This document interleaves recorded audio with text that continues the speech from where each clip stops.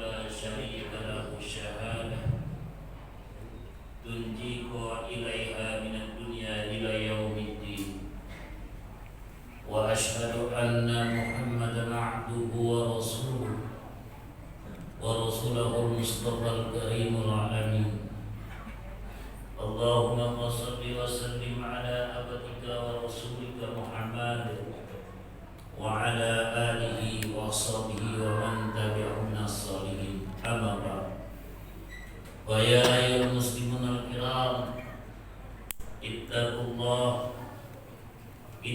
الله حق تقاته ولا تموتن إلا وأنتم مسلمون.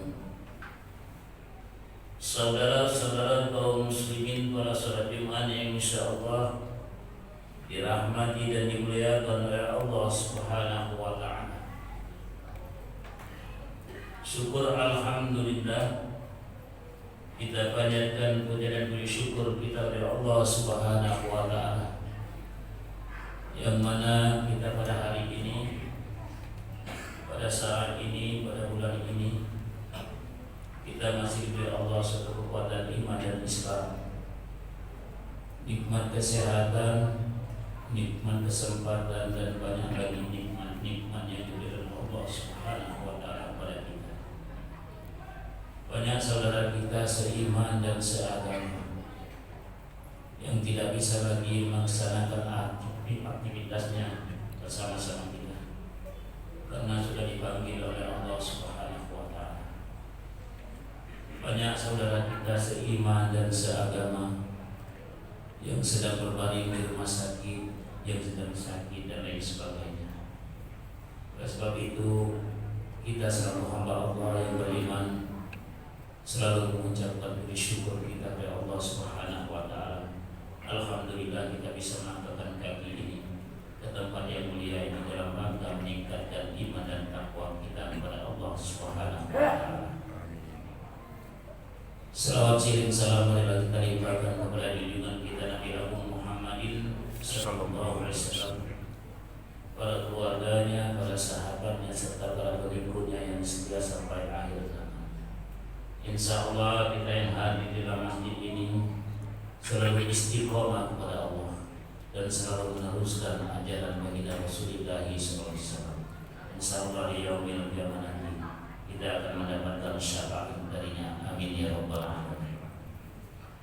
Kaum muslimin rahimahullah, kita selalu bersyukur kepada Allah. Semalam kita sudah melaksanakan nisfu Sya'ban. Banyak sekali hadis-hadis baginda Rasulullah untuk menganjurkan pelaksanaan nisfu Sya'ban. Bahkan kata Rasulullah, di dalam satu tahun itu ada satu malam yang lebih diangkat seluruh amal ibadah kita, yaitu malamnya nisfu Sya'ban. Seluruh kita doakan akan diijabah oleh Allah Subhanahu wa taala di malam nisfu Sya'ban. Oleh sebab itu kita selalu bersyukur, kita melaksanakan surat Yasin 3 kali, berdoa kepada Allah baik di masjid maupun di mushola bahkan di rumah. Kita dekatkan diri kita kepada Allah, tidak lain kecintaan kita kepada Allah dan Rasul.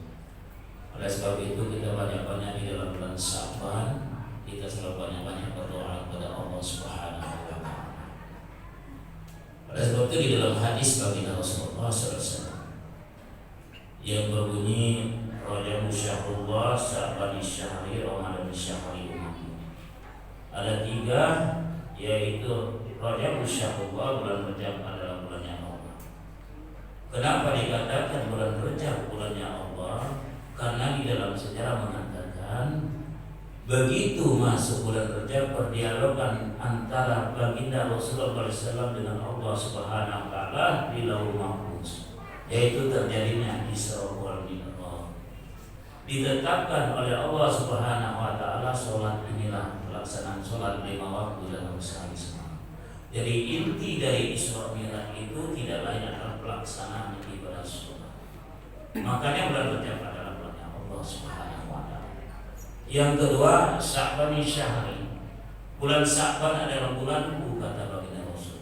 Oleh sebab itu di dalam bulan Sya'ban ini banyak-banyak kita berdoa kepada Allah, berzikir dan baca Al-Quran dan lain sebagainya untuk menyambut kedatangan bulan suci Ramadan. Di dalam sejarah mengatakan begitu masuk bulan Sya'ban, baginda Rasulullah SAW mulai berpuasa 1 Sya'ban sampai di akhir bulan Ramadan, berarti 2 bulan berturut-turut baginda Rasulullah SAW berpuasa. Sebab itu bulan Sya'ban adalah bulan. Yang ketiga, Ramadan syahri ummati, bulan Ramadan adalah bulan umatku, kata baginda Rasul. Kenapa dikatakan bulan Ramadan adalah bulan umatnya? Karena jelas di dalam Al-Quran setiap umat Islam diwajibkan berpuasa pada bulan Ramadan. Di dalam ayat dijelaskan, ya ayyuhalladzina amanu kutiba alaikumusiyam kama kutiba alal ladzina min qablikum la'allakum tattaqun. Di situ ada kata-kata la'allakum tattaqun. Puncak di dalam orang Islam adalah ketakwaan kita kepada Allah Subhanahu wa taala. Sebulan penuh kita digodok nantinya untuk berpuasa, membersihkan segala dosa dan noda kita di dalam bulan Ramadan. Mari kita untuk menyambut di bulan Ramadan ini, kita banyak-banyak baca Al-Quran, berzikir, mendekatkan diri kita kepada Allah Subhanahu wa taala. Kaum muslimin rahimahullah, kita telusuri lagi di dalam hadis baginda Rasulullah. Di dalam hadis baginda Rasulullah SAW yang berbunyi khairun nas man talaqluhu wa husna amalu. Kata Rasulullah, sebagus-bagus kamu dipanjangkan oleh Allah Subhanahu wa taala umur dan bagus amal ibadah. Inilah yang dikehendaki oleh Allah Subhanahu wa taala. Kita dipanjangkan oleh Allah Subhanahu wa taala umur kita, tetapi ibadah kita nol. Yang bagus kata baginda Rasulullah, dipanjangkan oleh Allah Subhanahu wa taala umur kita dan bagus amal ibadah kita. Sebab itu mari kita tingkatkan nilai-nilai ibadah kita kepada Allah Subhanahu wa taala. Jelas di dalam Al-Quran, kita rujuk lagi di dalam Al-Quran pada surah Ahad ayat 7 yang berbunyi Bismillahirrahmanirrahim. Ya ayyuhalladzina amanu ruk'u wasjudu wa'budu rabbakum wa qulu khairan la'allakum tuflihun. Dipanggil oleh Allah Subhanahu wa taala orang-orang yang beriman. Siapa sih orang-orang yang beriman? Orang yang beriman selalu ruku. Kapan dia ruku? Waktu dia melaksanakan sholat. Wasjudu, kapan dia sujud? Waktu dia melaksanakan sholat. Setiap orang yang melaksanakan sholat itu pasti dia menyembah Allah Subhanahu wa taala. Sembahlah Tuhan. Siapa yang kita sembah? Tidak lain Allah Subhanahu wa taala. Orang yang melaksanakan sholat itu melahirkan kebaikan-kebaikan. Setiap melahirkan kebaikan akan mendapatkan keberuntungan di sisi Allah Subhanahu wa taala. Kaum muslimin rahimahullah. Jadi inti di dalam kehidupan kita ini tidak lain kita mari kita laksanakan ibadah sholat kita. Tinggalkan ibadah sholat kita, perbanyakkan ibadah sholat kita. Wajar kalau kita tinjau di dalam kitab kita ada 5 keistimewaan orang-orang yang rajin sholat. Jadi ada 5 keistimewaan orang yang rajin sholat. Siapa sih orang ini? Pertama, keberkahan rezeki dengan melalui sholat duha. Kalau rezeki kita diberkahi oleh Allah Subhanahu wa taala, mari kita banyak-banyak sholat duha. Kita rujuk di dalam Al-Quran, dijelaskan inna rabbaka yabsutur rizqa liman yasha. Allah memberikan rezeki itu yang datangnya dari mana kita tidak tahu. Insya Allah apabila kita sering sholat duha, rezeki kita akan berkah di dalam kehidupan kita. Itu yang pertama kalau orang yang sering sholat. Yang kedua, apabila kita meninggal dunia nanti, disinari oleh Allah Subhanahu wa taala di dalam kubur kita, terang benderang di dalam kubur kita. Mari kita banyak-banyak sholat tahajud. Kita dirikan sholat tahajud. Kapan sholat tahajud? Yang jelas sebelum masuk subuh. Kata Rasulullah, banyak pertanyaan atau sholat tahajud, walaupun sebentar, seperti engkau memeras susu sapi. Artinya sebentar, 2 rakaat, jadilah jangan kita tinggalkan sholat tahajud. Timbul pertanyaan di dalam kalangan kita. Sholat tahajud itu tutup dengan witir, silakan ditutup dengan witir. Tapi yang lebih bagus kita sholat isya, kita sholat witir 1 rakaat aja. Berarti kita sholat tahajud, kita tidak perlu lagi witir.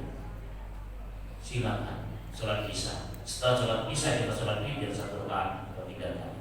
Berarti kita melaksanakan sholat tahajud, tidak perlu lagi kita melaksanakan sholat witir. Jadi banyak-banyaklah kita sholat tahajud. Itu jelas di dalam Al-Quran. Wa minal laili fatahajjad bihi nafilatan lak. Di situ sebagai ibadah tambahan kepadamu. Untuk sebagai tambahan ini untuk mencapai maqaman mahmudah, untuk mencapai derajat yang paling tinggi di dalam kehidupan kita. Biarlah nama kita tidak pamer di dunia ini, tapi nama kita pamer di langit, yaitu menggelegar nama kita di langit di hadapan Allah Subhanahu wa taala. Biarlah di dunia ini nama kita tidak menggelegar, tapi di langit adalah nama kita menggelegar di langit. Kaum muslimin rahimahullah, yang ketiga keistimewaan orang yang rajin sholat itu dimudahkan oleh Allah Subhanahu wa taala menjawab pertanyaan munkar dan nakir dengan melalui membaca Al-Quran. Apabila kita dimudahkan oleh Allah Subhanahu wa taala menjawab pertanyaan dan nakir, mari kita banyak-banyak baca Al-Quran. Apalagi menyambut bulan suci Ramadan. Baca Al-Quran kapan?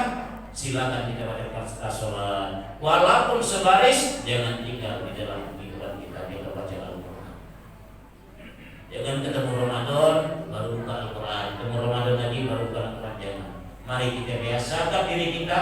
Tidak dapat sehari, 2 hari, tidak dapat 2 hari, 3 hari. Kita ikutin dalam 1 minggu itu kita baca Al-Quran. Kenapa? Jelas itu di dalam Al-Quran. Wa nunazzilu minal Quran ma huwa shifaa'un wa rahmatun lil mu'minin. Aku turunkan kata Allah Subhanahu wa taala Al-Quran untuk apa? Ma huwa shifaa'un, untuk obat dalam kehidupan. Tak kala kita susah kita baca Al-Quran, bagus. Tak kala ada orang pengantin kita baca Quran, bagus. Tak kala ada orang meninggal kita baca Quran, bagus. Karena apa? Al-Quran ma huwa shifa', ada obat di dalam kehidupan kita. Itu di dalam yang ketiga. Yang keempat, dimudahkan oleh Allah Subhanahu wa taala menjawab meniti jembatan Shiratal Mustaqim itu melalui 2 hal. Jadi apabila kita meniti jembatan Shiratal Mustaqim mudah dalam kehidupan di akhir akhirat, itu ada 2 hal. Pertama, banyak-banyaklah sedekah. Yang kedua, banyak-banyaklah puasa. Dimudahkan oleh Allah Subhanahu wa taala meniti jembatan Shiratal Mustaqim. Banyak-banyak sedekah dan banyak-banyak kita berpuasa. Baik puasa di Yaumul Bid, puasa Senin Kamis dan lain sebagainya. Puasa di dalam bulan Muharram silakan. Puasa sunnah kita kerjakan. Itu yang pertama. Yang kedua, banyak-banyak kita bersedekah. Jelas di dalam Al-Quran itu. Barang siapa yang bersedekah 1.000 rupiah dibalas oleh Allah Subhanahu wa taala 10.000. Barang siapa yang bersedekah 10.000 dibalas oleh Allah Subhanahu wa taala 100.000 dan seterusnya. Dilipat gandakan oleh Allah Subhanahu wa taala dalam bentuk berinfak dan bersedekah. Dengan tujuan ikhlaskan kita untuk mencari ridha Allah Subhanahu wa taala. Ada suatu kisah yang mungkin kisah ini banyak di hati-hati. Pernah kisah ini antara Nabi Musa dengan Allah Subhanahu wa taala. Oleh sebab itu di dalam Al-Quran yang paling banyak ceritanya adalah Nabi Musa. Di suatu saat Nabi Musa bertanya dengan Allah Subhanahu wa taala, "Ya Rabb, saya sudah melaksanakan sholat, saya sudah melaksanakan puasa, saya sudah melaksanakan zikir ya Rabb. Ibadah mana lagi ya Rabb yang kau senangi?" Kata Allah, "Wahai Musa, ingat ibadah sholatmu itu adalah untuk dirimu sendiri. Ibadah zikir adalah untuk menenangkan jiwamu.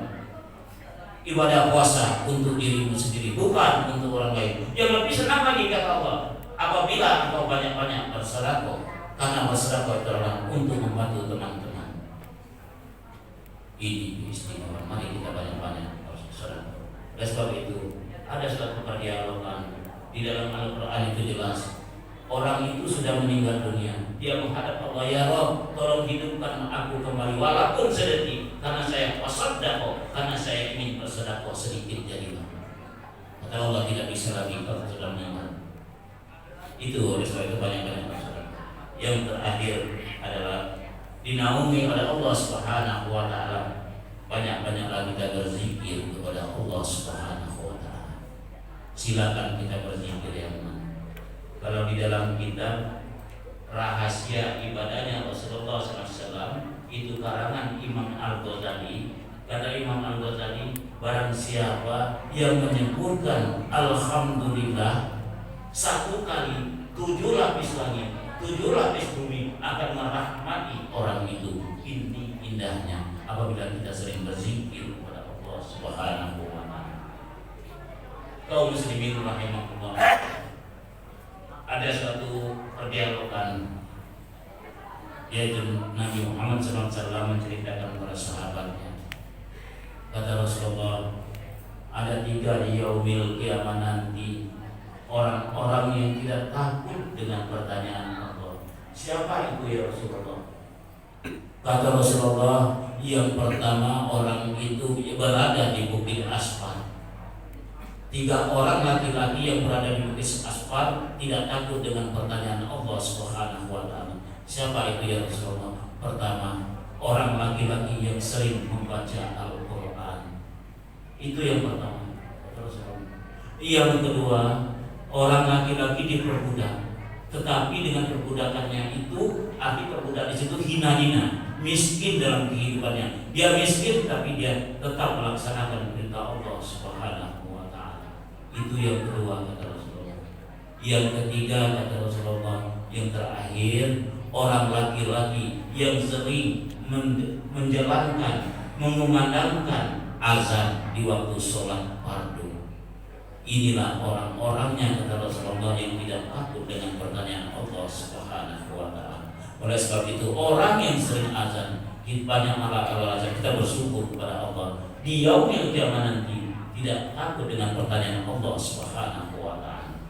Kaum muslimin rahimahullah, sebagai penutup khutbah ini, semoga apa yang kita kerjakan, terutama ibadah sholat kita, ibadah puasa kita, ibadah sholat kita dan lain sebagainya, insya Allah akan diterima oleh Allah Subhanahu wa ta'ala dalam kehidupan kita sehari-hari. Amin ya rabbal alamin. A'udzubillahi minasyaitonir rajim. Bismillahirrahmanirrahim. Wal 'asri innal insana lafi khusr alladziina aamanu wa 'amilus shalihati wa tawassaw bil haqqi wa tawassaw bis sabr. Barakallahu lakum bil Qur'anil 'azim wa nafa'ani wa iyyakum minal ayati wa dzikril hakim wa taqabbal minkum